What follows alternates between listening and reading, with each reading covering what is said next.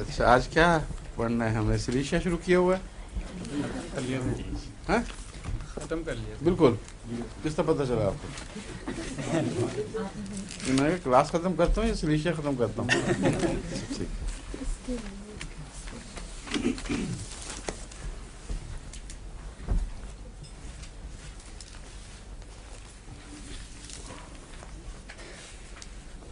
سلیشیا کا زبان پہ کیا اثر بتایا تھا میں نے خاص؟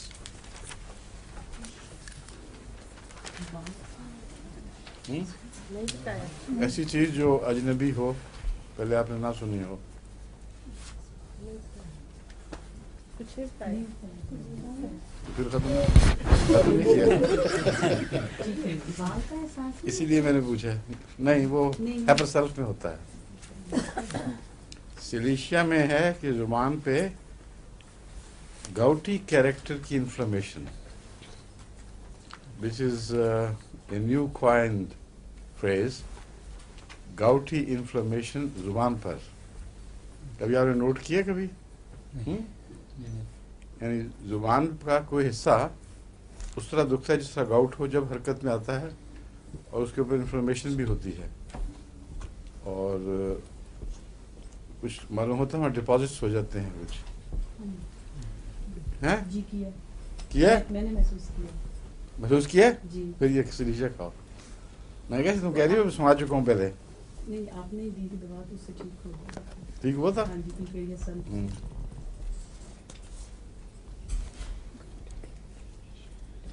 گمز کے ایبسیسز بیان کر چکا ہوں. گمز پہ ایبسیس ہوتے ہیں. سلیشیا جب سٹمک کو ڈسٹرب کرتا ہے تو اس میں ہکفس شروع ہو جاتی ہیں. جو ہچکی ہے اس کے لیے اور کون سی دوائیں ہیں مشہور جو روزمرہ کے استعمال والی؟ نہیں. کون سی؟ اگنیشیا. چوٹی کی دوا جو میں پوچھ رہا ہوں جو بڑی مشہور دوائیں ہیں ان میں سب سے پہلے اگنیشیا ہے، پھر نکسوامی کا بھی ہے، اور سلیشیا کے جو سٹمک کے کرونک اثرات ہیں ان میں ہکف کی عادت ملتی ہے. بعض ہکف ایسی ہوتی ہے جو بڑی ضدی ہے، ٹھیک ہی نہیں ہوتی. اس کو لوگ کس طرح ٹھیک کرتے ہیں عام طور پر؟ ڈرا کے اچانک کوئی خبر جھوٹی بنا لیتے ہیں اور اس کا فائدہ پہنچا لیتے ہیں اور اپنے آپ کو نقصان پہنچا لیتے ہیں.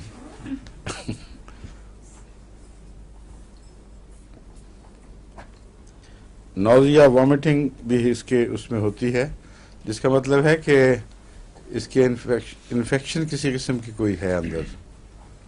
سٹمک کے ساتھ جب وامٹنگ بھی ہو، نوزیا، ہکف، اور پھر لیور کے اثرات بھی ظاہر ہوتے ہیں، بائل وغیرہ آتا ہے، تو مطلب سارا ایریا کچھ انفلیمڈ ہے، کچھ انفیکشن ہے وہاں. گرم فوڈ سے نفرت ہے، نفرت تو نہیں مگر عموماً ناپسند کرتا ہے اور ٹھنڈے کو چاہتا ہے. اب یہ اجنبی بات ہے، اگر میں نے بتائی ہوتی تو آپ کو ضرور یاد ہوتی، کیونکہ سلیشیا بہت ٹھنڈے مزاج کا مریض ہوتا ہے، سخت سردی محسوس کرتا ہے، اس کے باوجود گرم کھانا برا لگتا ہے اور بہت ٹھنڈی چیز اچھی لگتی ہے. سمجھے؟ لیکن یہ ہوتا ہے جب کوئی معدے وغیرہ میں اس کی کوئی انفیکشن موجود ہو. مریض کی مستقل علامت یہ نہیں ہے، بلکہ لکھا ہوتا ہے کتابوں میں، لکھا ہوگا some times it happens. Why some times? جب انفیکشن کسی اور عضو میں ہو تو یہ نہیں ہوتا، اس وقت نارمل بیہیویئر ہے. لیکن جب معدے اور ایلیمنٹری کینال سے تعلق ہو اس میں یہ علامت پیدا ہو جاتی ہے.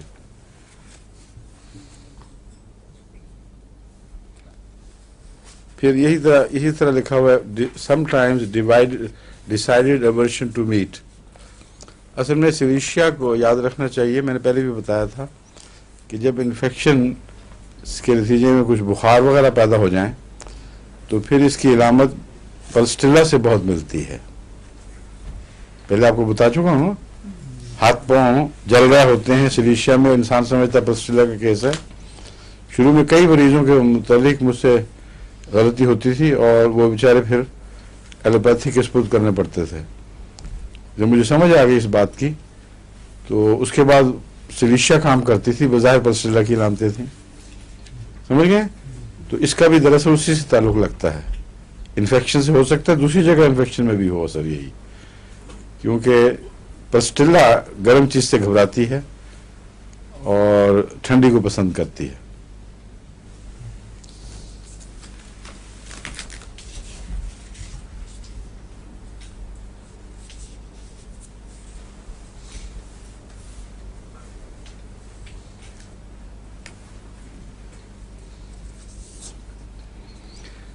कोल्ड चीजें पसंद करने के बावजूद इसकी ट्रैकिया वगैरह में जो इन्फ्लेमेशन हो या खांसी हो, कहीं इन्फ्लेमेशन सांस की नाली में हो, उससे तकलीफ बढ़ जाती है ठंडे पानी से। हमेशा ठंडा पानी रिलीफ नहीं कर देता बल्कि तकलीफ बढ़ाता है।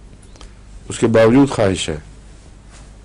मैंने बच्चे देखे हैं जो सिलीशिया केसेस के, जो बर्फ के टुकड़े पानी में डाल के भर के, तो वो तकरीबन बर्फ का पिघला हुआ पानी पीते हैं और माँ इस पर बड़ी परेशान होती हैं।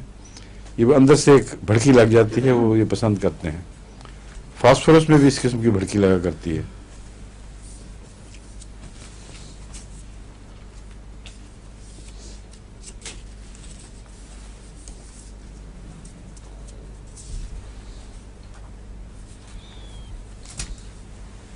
क्रॉनिक डायरिया में भी मैं आपको बता चुका हूँ, सल्फर का तो बताया होगा ना आपको क्रॉनिक डायरिया में।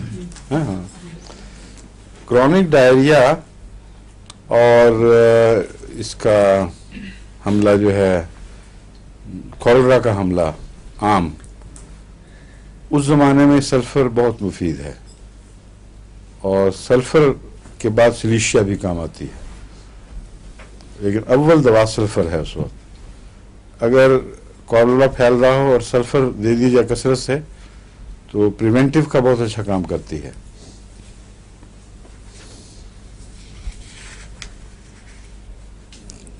बच्चों के लिए बाज़ दफ़ा बड़ी मुश्किल पड़ती है। कब्ज ऐसी है जिसको पंजाबी में माने कहती है ना, किलता बहुत है, होता कुछ नहीं, किलता ही किलता है। यहाँ किलना कहते हैं, इसको उर्दू में क्या कहते हैं? किलने को मतलब बच्चा बहुत जोर लगा रहा है और सब कुछ थक के बैठ जाता है, लेकिन फिर स्टूल्स बाहर नहीं आते। ऐसे मरीज के लिए दो दवाएं हैं जो मुफीद हैं। कौन कौन सी? एक सिलीशिया और एक वेरेट्रम-एल्बम। वेरेट्रम-एल्बम की कब्ज बच्चों में इससे भी ज्यादा सख्त मिजाज की होती है। बाज़ दफ़ा मैंने देखा, बास यहाँ भी वाक़या हुआ है, बच्चों को कब्ज ठीक नहीं हुई आम दवाओं से, सिलीशिया से, फिर वेरेट्रम-एल्बम याद आई, वो दी तो ठीक हो गया बिल्कुल। आमतौर पर रात सोने से पहले 30 ताकत में एक खुराक दिलाता हूँ मैं, और बार बार साथ में रिपीट करने की ज़रूरत नहीं है। चंद दिन में ही पेट नरम हो जाता है और तबीयत ठीक हो जाती है।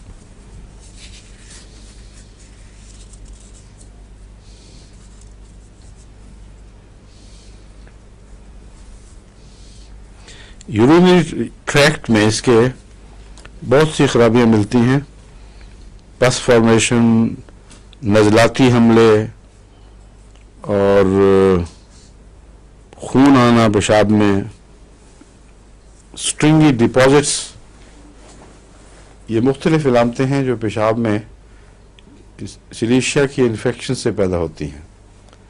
लेकिन सिलीशिया को हमने एक और चीज़ में भी मुफीद देखा है जिसका जिक्र आमतौर पर सिलीशिया में मिलता नहीं।